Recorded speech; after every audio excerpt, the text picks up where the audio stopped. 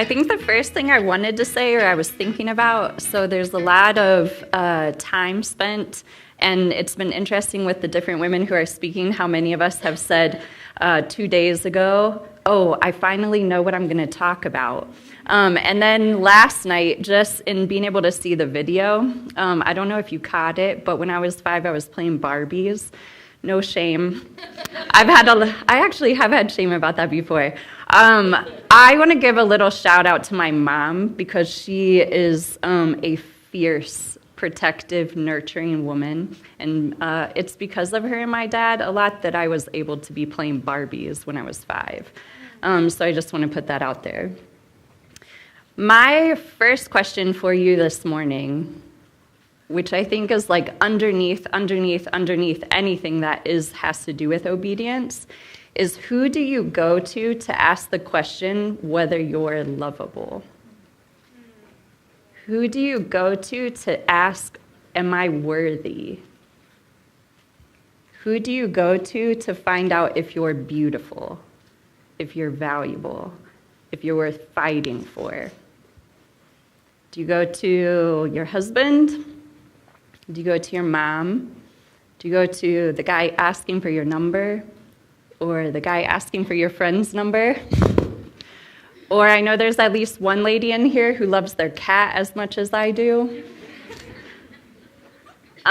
This is a question that for me, when Noelle was talking about, talk about something that you have overcome in Jesus. And in this past year, there has been a lot of healing, but it's also been a lot of fighting. And I think just in the last couple weeks, this is something that's been that underneath, kind of a revealing. So I want to talk about this story in the Bible. It's in John, the book of John, chapter 4. It's the woman at the well. And because I spent 10 years in banking, so I was a super corporate girl wearing suits and heels every day, and like I said, Prada, and really different life than I live now. And then I did 4 years of anti-trafficking work overseas, and then for the last 2 years, I've been doing refugee resettlement. And so as I do that work, I see a lot of women or people who have challenges. And especially with refugees, there's this dynamic because they're fleeing because of persecution for their race or their ethnicity or their religion. And so when I started reading this story about the woman at the well, I was like, wow, she's kind of like these refugees that I encounter. She's got all these things against her. There are all these layers of telling her she's not worthy or she's not enough, or she's really not worth fighting for or being loved. She's a Samaritan, which is kind of like half-breed from an ethnicity standpoint. She's a woman. She's coming to the well at noon, which is like really hot over there in the Middle East, and no women come at noon to get their water. So Jesus shows up, and he's tired, and he's sitting there, and it's just the two of them, and he looks at her, and he's like, hey, would you get me some water? And in my mind, I like imagining her as pretty punky and her kind of like looking at him and being like, wait a minute, don't you know all these reasons why you shouldn't be talking to me? And he does anyway. And she's like, how are you going to ask me for water? And Jesus' response to her is, if you knew how generous God is, and who it is asking you for water, you would ask me for water.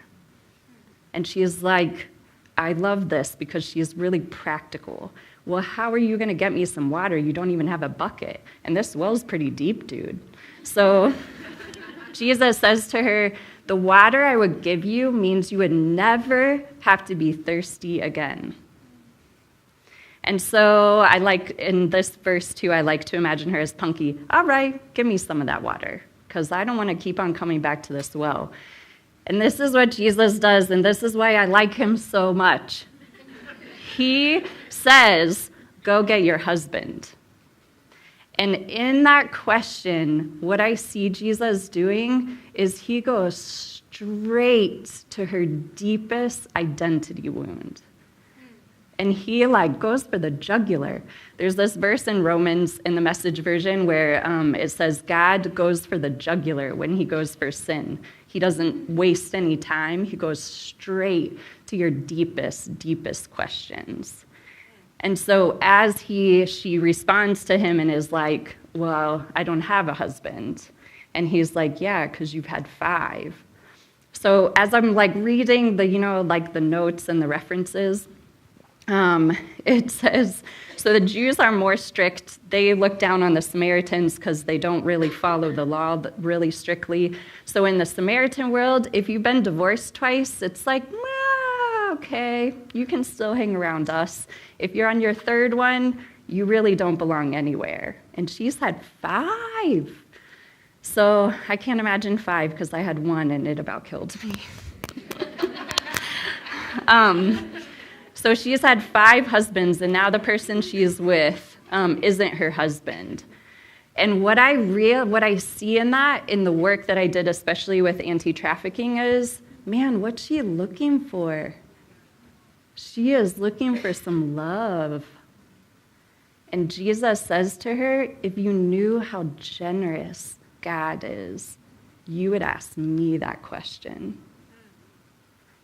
So I feel like God has really just been sharing with me, Kara, ask me that question. And I have been all over the place. And some of the things I've stooped to get that, and my love language is words of affirmation, which is really crappy sometimes. And I can't get enough of it. And I think that is a deep pattern in my life that I wrestle with. And so I wanted to share that with you in a kind of a vulnerable way. And the verses that have been coming to my mind as I think about it that I wanted to share with you, one is in 1 Peter chapter 1, 18, and it just says, your life is a journey you must travel with a deep consciousness of God. And what I kind of love about the context of that is it's Peter. So I don't know how many of you guys have read much about Peter, but he's an impulsive, loudmouth, no frontal lobe kind of a guy. And he's saying you have to live with a deep consciousness. And as my activist friends in East Akron like to say, be woke. So be conscious. Are you asking that question of somebody else? Are you asking it of God? Can you redirect that to God? There's another verse in Ephesians 4, and it just says, the Holy Spirit moving and breathing in you is the most intimate part of your life. Don't take it for granted. And I think there's something where this woman, right, and it's the same in my life, and I think it's the same for a lot of us as women, we long for intimacy. And we'll chase it, and we'll bow for it. And I think God is asking us first to ask him for that level of intimacy. And then the last verse in my mind, which I love to say when I'm talking to churches, too, about refugees, is in 1 John, it says, perfect love drives out fear. So if you ask God if you're loved, he is so generous. His answer 150% of the time is yes. You don't have to be afraid of anything. Somebody said recently, and I think it's hilarious that Christians love to count how many times things are said in the Bible. It's a very American thing. Oh, well, if it's this, but it's 365 times that it says don't fear. So you got one for every day of the year. So if you are fearing, there's something in you that you can let God root out and replace it by telling you, you are so loved. So there are 3 things I want to leave with you. So in your little book and your pen, and you can borrow a pen, this part's worth writing down. Number 1, Jesus is crazy about you.